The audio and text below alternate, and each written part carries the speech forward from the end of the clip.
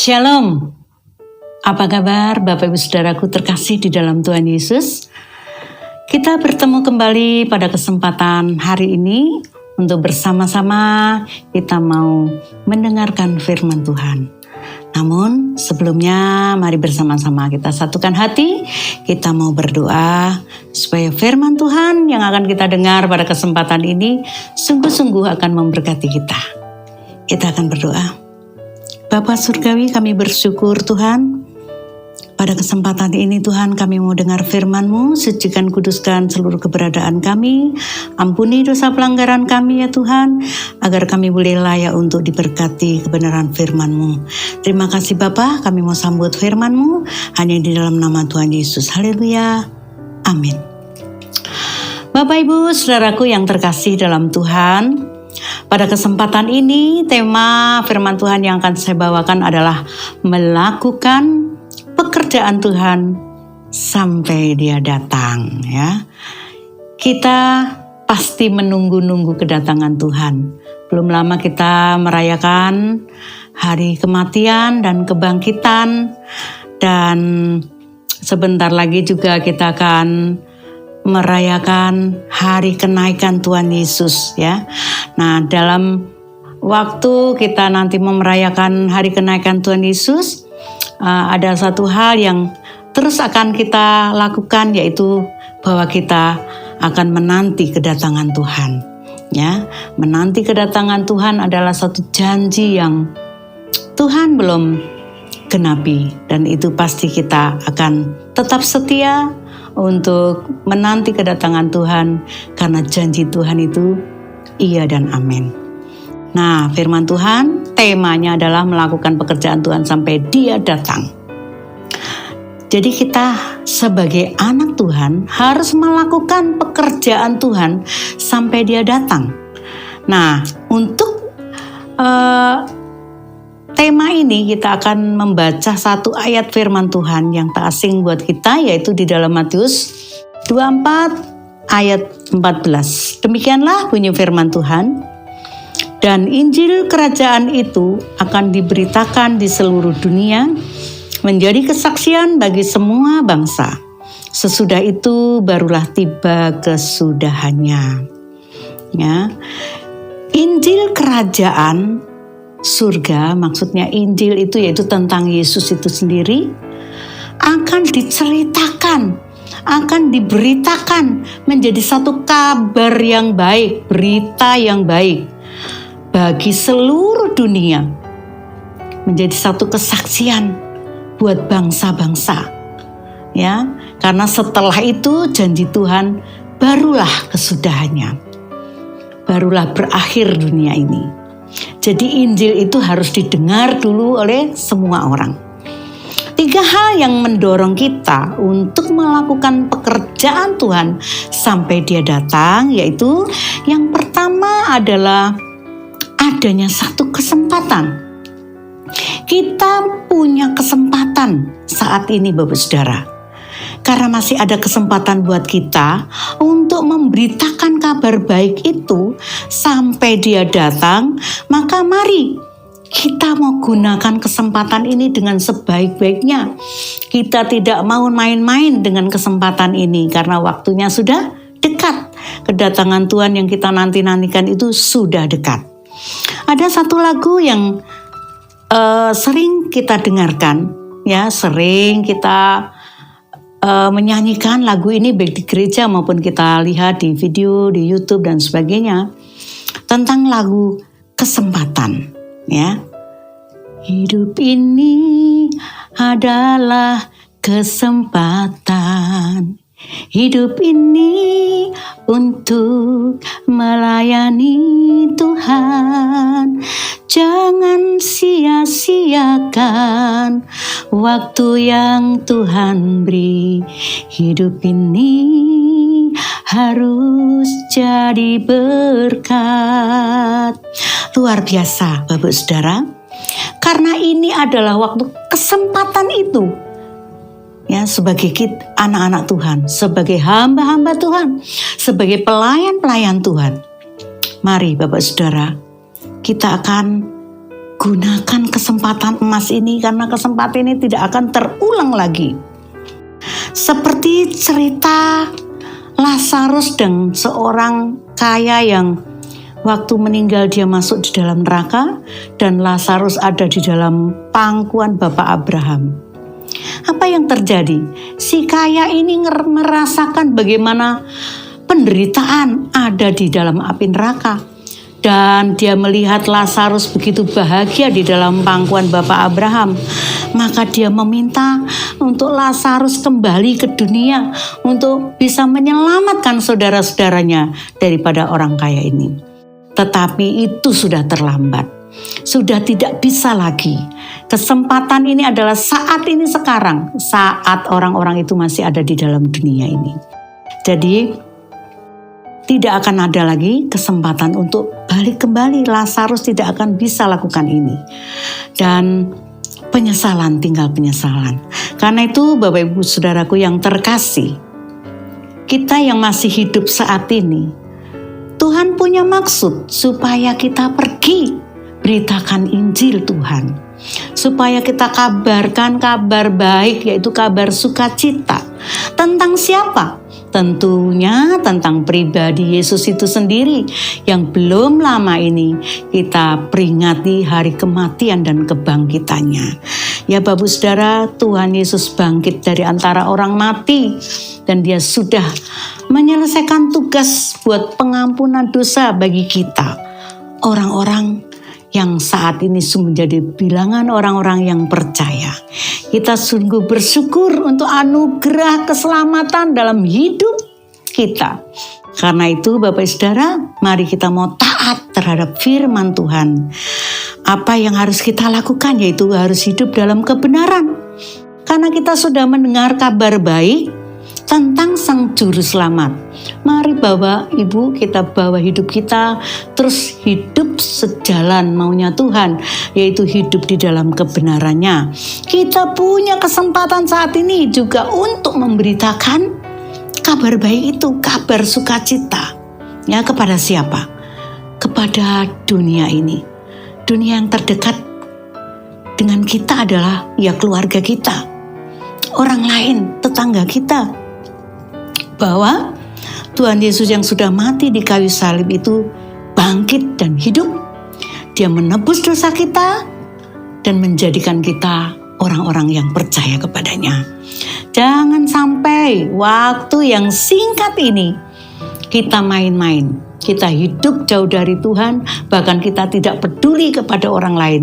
Kita harus ambil kesempatan ini, Bapak Saudara. Ingat siapa di antara saudara-saudara kita seiman yang saat ini sudah jauh dari Tuhan, yang sudah tinggalkan Tuhan, bahkan sudah tinggalkan imannya. Ya, kita harus bawa kembali mereka untuk percaya kepada Tuhan Yesus, untuk kembali ke jalan yang benar. Ya Bapak Saudaraku, kita harus jadi berkat sesuai dengan lagu yang tadi. Masih ada kesempatan untuk jiwa-jiwa, untuk kita bisa menjadi berkat. Nah yang kedua Bapak Saudara, sebagai anak-anak Tuhan, hamba-hamba Tuhan, tugas yang harus kita lakukan pada akhir-akhir ini, dalam kita pengiringan, dalam melayani Tuhan, kita punya tanggung jawab. Ya, setiap kita anak-anak Tuhan tuh punya tanggung jawab. Saya percaya sebagai kepala keluarga di rumah juga punya tanggung jawab, sebagai istri punya tanggung jawab, sebagai anak-anak juga punya tanggung jawab. Masing-masing memiliki tanggung jawab. Tanggung jawab kita sebagai umat Tuhan, sebagai pemimpin-pemimpin rohani, yaitu adalah kita memiliki pertanggungjawaban jawab atas diri kita. Ya, di dalam Roma 14 ayat 12 dikatakan, demikianlah setiap orang di antara kita akan memberi pertanggungan jawab tentang dirinya sendiri kepada Allah. Jadi apa yang kita kerjakan, kita lakukan sebagai hamba Tuhan, sebagai pengikut Kristus. Kita akan pertanggungjawabkan nantinya saat Tuhan datang. Jadi mari jaga hidup kita Bapak Saudara, supaya hidup kita tetap di dalam kekudusan Tuhan. Karena itu yang dikehendaki Tuhan. Tuhan mau kita kudus karena Dia kudus adanya. Jadi jangan sampai kita menjadi orang-orang yang melanggar firman Tuhan, yang hidup sembarangan, yang sembrono, yang tidak mematuhi atau mentaati firman Tuhan. Sudahkah kita sebagai anak Tuhan menjadi pelaku-pelaku firman Tuhan? Banyak orang yang katakan, aku ini aktivis, aku rajin ke gereja, rajin beribadah, rajin baca firman Tuhan, rajin menyanyikan lagu-lagu rohani, bahkan aku sebagai aktivis, aku melayani pekerjaan Tuhan, hidup dalam penyembahan. Tapi dia tidak menjadi pelaku firman Tuhan. Dan apa gunanya, Bapak Saudara? Kita hanya seperti orang yang ingin mempertontonkan, seperti pamer hal-hal yang rohani kepada orang lain. Karena Tuhan melihat kedalaman hati kita.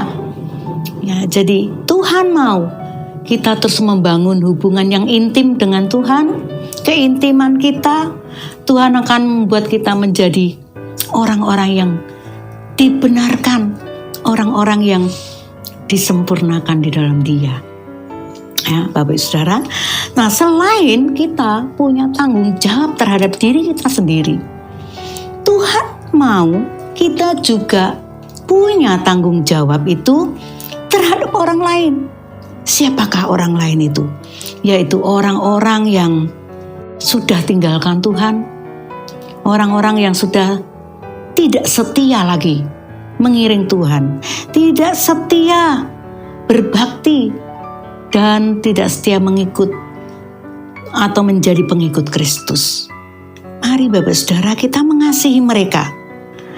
Ya, di dalam Matius 5 ayat 44 itu, tetapi aku berkata kepadamu, kasihilah musuhmu dan berdoalah bagi mereka yang menganiaya kamu. Saudara, kita harus mengampuni mereka. Dalam doa Bapa kami, Tuhan Yesus mengajarkan, dan ampunilah kami akan kesalahan kami, seperti kami juga mengampuni orang yang bersalah kepada kami. Bapak Saudara, banyak orang yang saat-saat sekarang ini tetap memelihara kepahitan, sakit hati kepada orang lain, bahkan anggota keluarga sendiri, tetap memegang kebencian, menyimpan dalam hati. Padahal Tuhan mau kita mengampuni, ya, kita mengampuni orang lain. Siapakah orang lain itu? Yaitu anggota keluarga kita, suami, istri, anak-anak, mertua kita, orang tua kita, kakak adik kita. Bahkan saudara-saudara seiman di dalam Tuhan, kita harus mengampuni mereka. Karena kalau kita tidak bisa mengampuni mereka, maka Tuhan pun tidak akan mengampuni kita. Ini kesempatan yang indah untuk saudara menyadari. Dan apakah saudara tetap mau bertahan untuk hidup di dalam kebencian, sakit hati, pahit hati, sehingga saudara tidak akan mendapat pengampunan dari Tuhan? Kalau saudara tidak mau seperti itu, mau diampuni oleh Tuhan, ya mari tinggalkan semua sakit hati. Mari kembali berikan pengampunan kepada mereka yang mungkin sudah menyakiti hati saudara.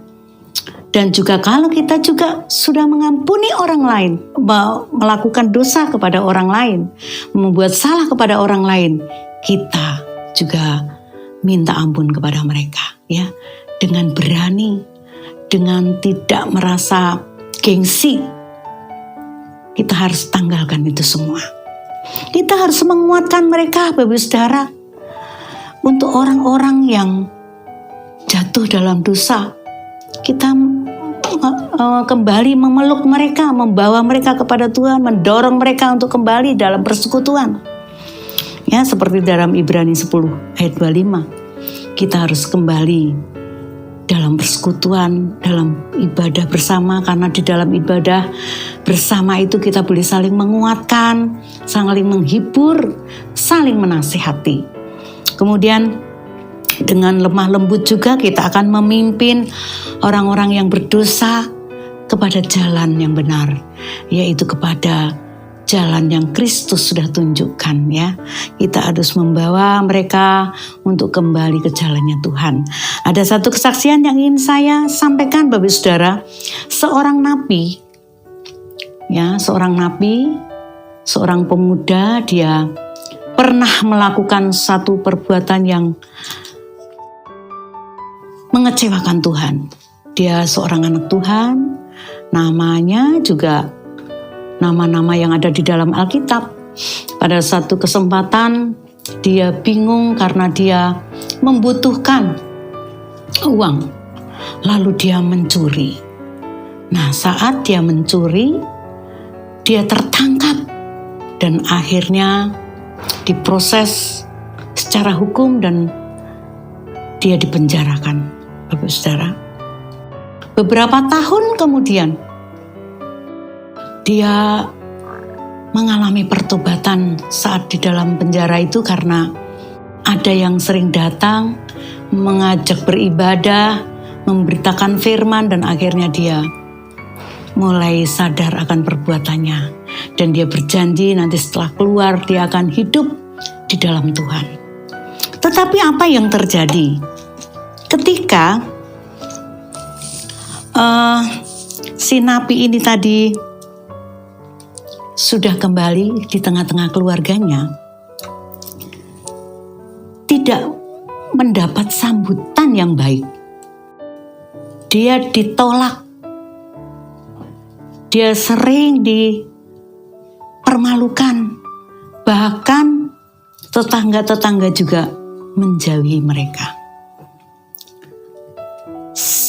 Si orang yang masuk dalam penjara yang sudah keluar ini merasa tertolak, ya.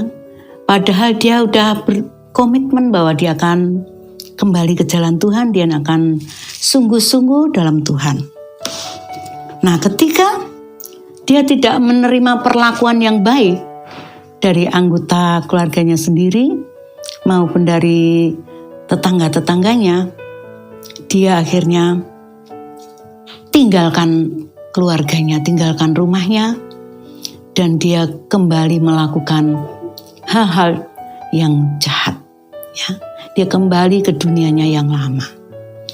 Dan tidak lama keluarganya juga mendengar bahwa anggota keluarganya ini kembali masuk di dalam penjara. Dari satu kesaksian ini Bapak Ibu Saudara, sungguh sangat rugi kalau kita membiarkan orang yang sudah jatuh dalam dosa, tapi kita tidak membimbing mereka, membawa mereka kepada Kristus. Dia akan kembali ke jalannya yang salah.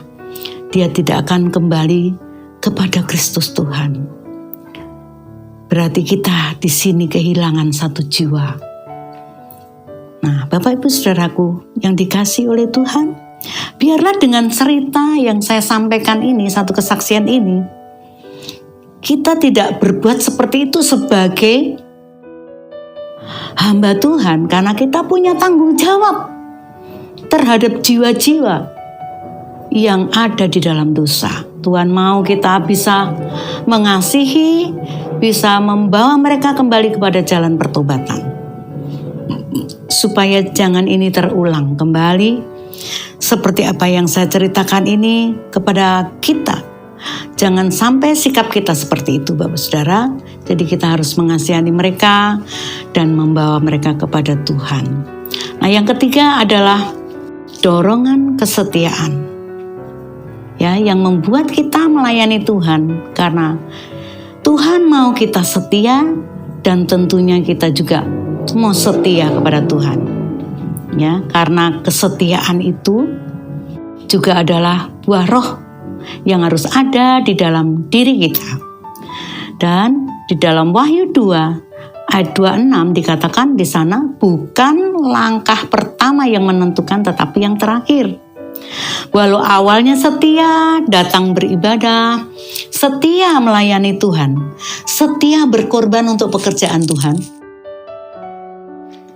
hidup mengasihi Tuhan, Tetapi jika pada akhirnya tinggalkan Tuhan dan hidup dalam dosa, maka jangankan masuk surga, melihat saja tidak.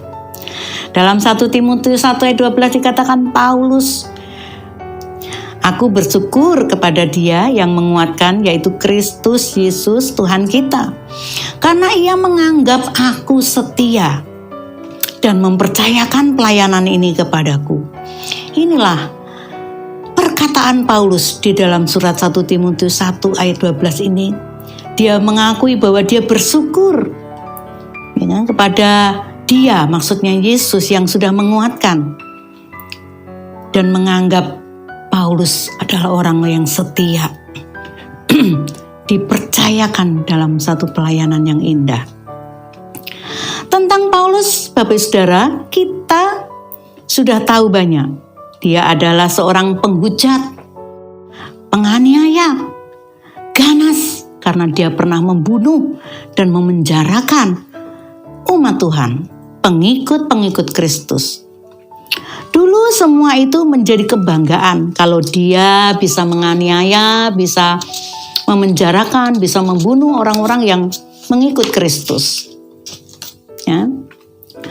Tetapi setelah dia percaya kepada Tuhan, dia katakan semua dulu yang merupakan jabatan, kemewahan, kekayaan itu dianggapnya sebagai sampah dibanding dengan pengenalan dia akan Kristus.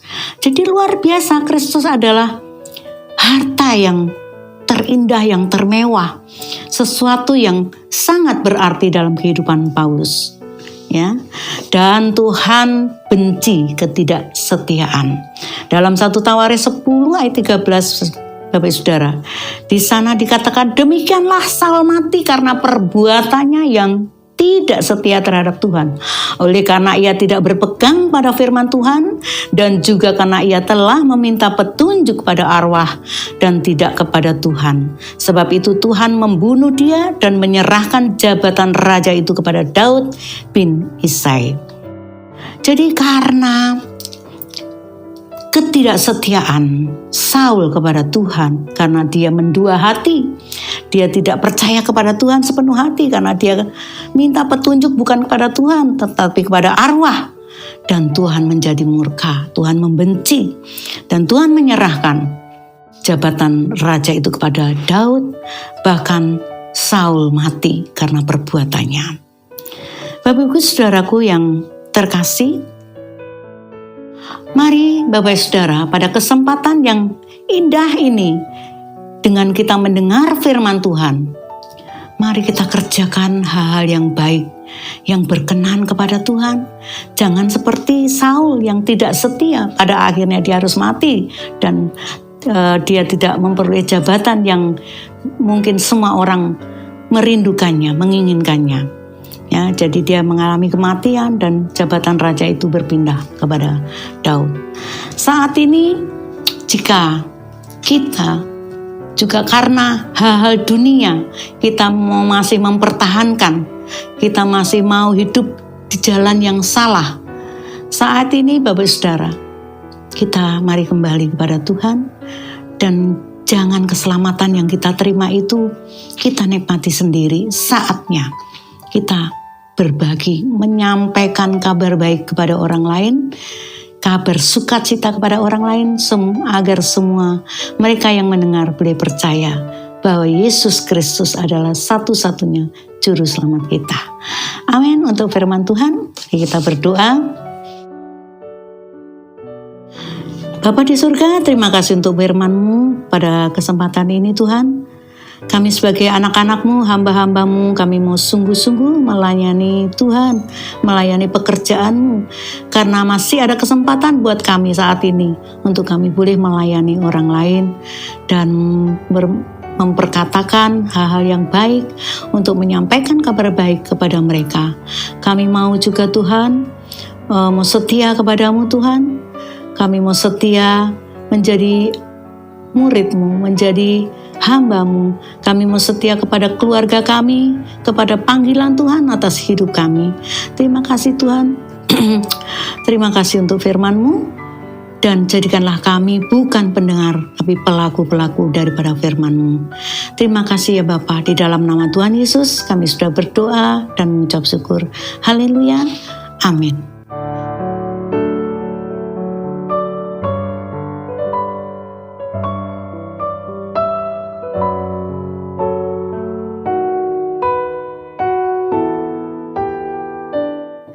Bapak Ibu Saudaraku yang kekasih dalam Tuhan, kita sudah mendengarkan firman Tuhan.